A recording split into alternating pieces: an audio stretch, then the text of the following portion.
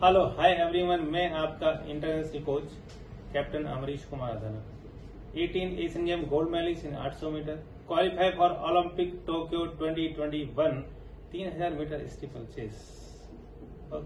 Okay दोस्तों, आज का विषय बहुत अच्छा है और विषय ये है कि हमारे ज़्यादा से ज़्यादा जितने भी स्टूडेंट्स हैं जो आर्मी में 1600 मीटर की भर्ती की तैयारी कर रहे हैं, उनके काफ़ी ऐसे पॉइंट्स हैं कि हमें बताओ को साहब हम कैसे रेस लगाएं। भर्ती में हम जाते हैं और 2 राउंड हम खींच के लगा देते हैं और तीसरा राउंड हम पे नहीं लगता।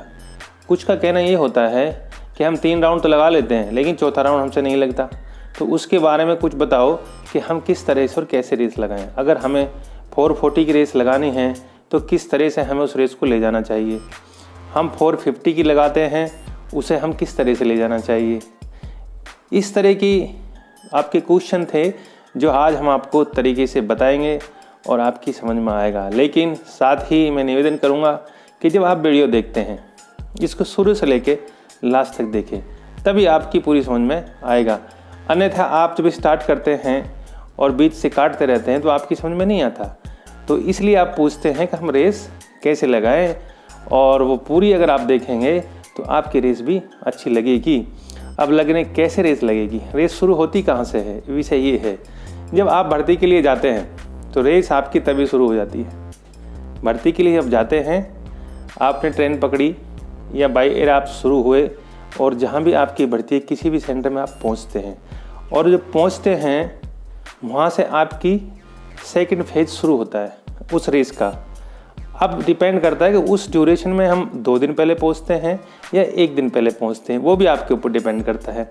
मेरा ये मानना है अगर आप 2 दिन पहले वहाँ पहुंचेंगे बहुत अच्छा होगा। आप शाम को जाएंगे, सुबह आप रेस दौड़ेंगे तो आपकी एनर्जी पूरी नहीं होती बॉडी की, फिर आप कहते हैं कि हमारी रेस नहीं लगी।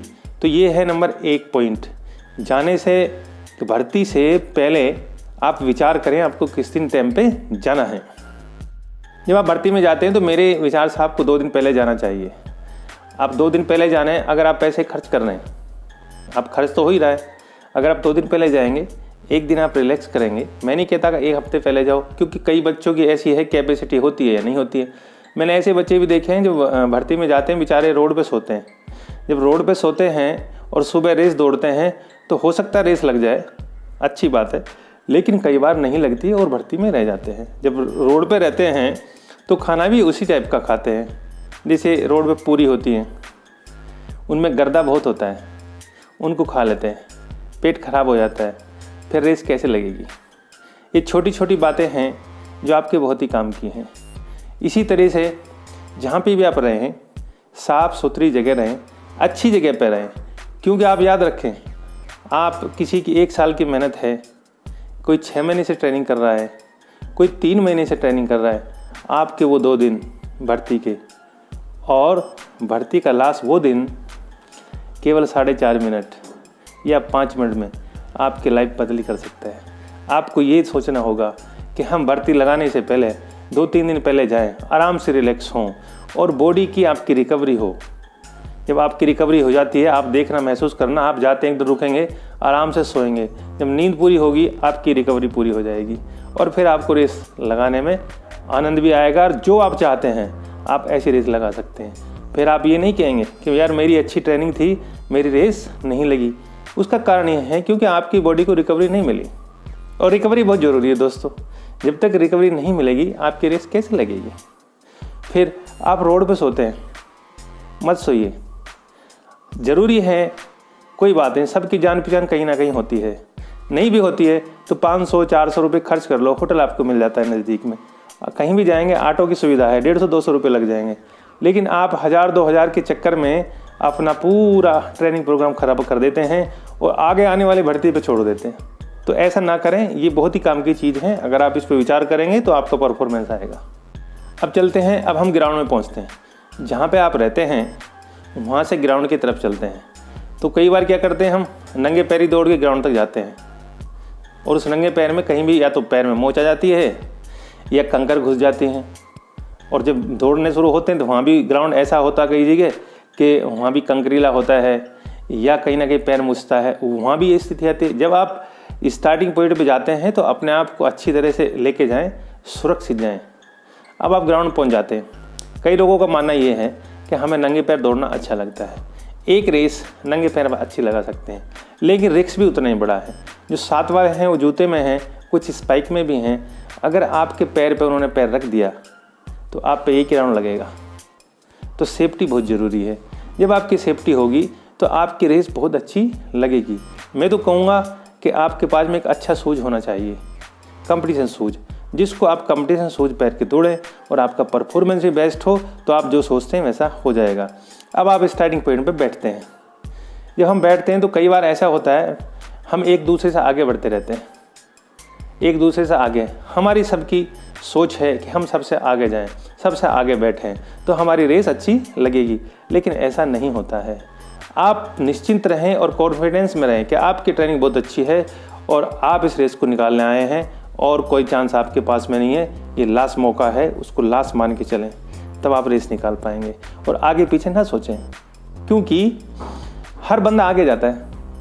वहाँ पे जगह जहाँ भी आपको मिलती है वहाँ आराम से अपने आप को सेफ रख के बैठें और जब स्टार्ट पॉइंट होता है आपका, स्टार्ट लें। आगे भागने की कोई जरूरत नहीं। राउंड 4 है, 4 राउंड में आप कवर कर सकते हैं। अगर आपका आपने एक राउंड में आपने बचा लिया, पहला राउंड जो आपका है उसको अपने आप को सेफ बचाइए, उस भीड़ से ऐसे बचाइए कि आपके चोट ना लगे, फिर आप रेस निकाल लेंगे। अब सीटी बच चुकी है और आपकी रेस स्टार्ट हो चुकी है। अब जिन्होंने कहा था कि हमें रेस लगानी है 440, तो दोस्तों जब 440 का टारगेट है आपका तो 1 मिनट 10 सेकंड का आपका पहला राउंड जाना चाहिए। थोड़ा फास्ट भी होता है, 1 मिनट 8 सेकंड चलेगा। इससे नीचे आप 62 का यानी 1 मिनट 2 सेकंड का अगर आप लगाते हैं या 1 मिनट 1 सेकंड का लगाते हैं तो आप टाइट हो जाएंगे। आप 2 ही राउंड लगाएंगे, उसके बाद तीसरे में थोड़ा स्लो होंगे, चौथे में आप रुक जाएंगे, फिर कहेंगे हमारी रेस नहीं लगी। उसका कारण ये है। तो मैंने जैसे कहा आप 440 का टारगेट लेके चलते हैं, 1:10, 1:09, 1:10, 1:09 आपका इजी आएगा। अगर आपने ट्रेनिंग करी है तो कोई लोड नहीं होगा। और जब ऑल आउट आप खींच के ले जाएंगे तो बॉडी की जो कैपेसिटी है, मसल की, इलेक्ट्रिक एसिड जहाँ बनता है वो बनना शुरू हो जाएगा, क्योंकि आप ऑल आउट लेके गए हैं। तो ऐसा ना करें, आपकी रेस अच्छी लगेगी। अब जो सोचते हैं कि हमें 450 में जाना है, कोई ज़रूरी नहीं है। जो लोग आगे जा रहे हैं, बहुत जो खींच के फास्ट जाते हैं वो पीछे भी आते हैं। कुछ ही बच्चे ऐसे होते होंगे जिनका टारगेट है भाई वो 430 का दौड़ते हैं और कंपटीशन में वो 440 में आ जाएंगे, तो वो पहले से वो रेस लगा रहे हैं। आप ऐसा ना करें।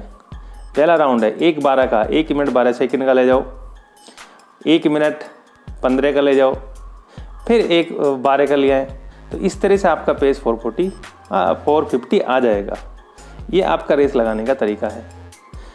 और ऑल आउट आप करके ले जाते हैं, एक ही राउंड में आप एक दूसरे से आगे बढ़ने की कोशिश करते हैं, तो आप शुरू में ना करें। जब आपके 2 राउंड पूरे होते हैं, आपकी बॉडी फुल वार्म अप हो जाती है और आप रेस खींच सकते हैं। 2 राउंड के बाद में आप अपने पेस पे जाएं फिर। और जब लास्ट राउंड बचता है तो ऐसा नहीं है, वो लास्ट राउंड आपका तेज आना चाहिए। 68 भी आ सकता है, वो 69 भी आ सकता है। ये डिपेंड करता है आपकी कैपेसिटी के ऊपर। तो इस तरह से आप रेस लगाएं। आशा करता हूं कि मेरी बताई हुई टिप्स जो मैंने आपको बताया है वो आपके परफॉर्मेंस में अहम रोल अदा करेंगी। और जब आप उसको तरीके से करेंगे तो आपका बॉडी का तरीका भी बदलेगा, बॉडी में स्ट्रेंथ भी आएगी और आपका परफॉर्मेंस भी अच्छा होगा, ऐसा मेरा विश्वास कहता है। और इसी के साथ मैं आपका इंटरनेशनल कोच आपसे विदा लेता हूं। एक अच्छी वीडियो के साथ फिर आपके साथ आऊंगा, जैसे भी आपकी डिमांड होगी। तब तक के लिए जय हिंद, जय भारत, वंदे मातरम, गुड लक।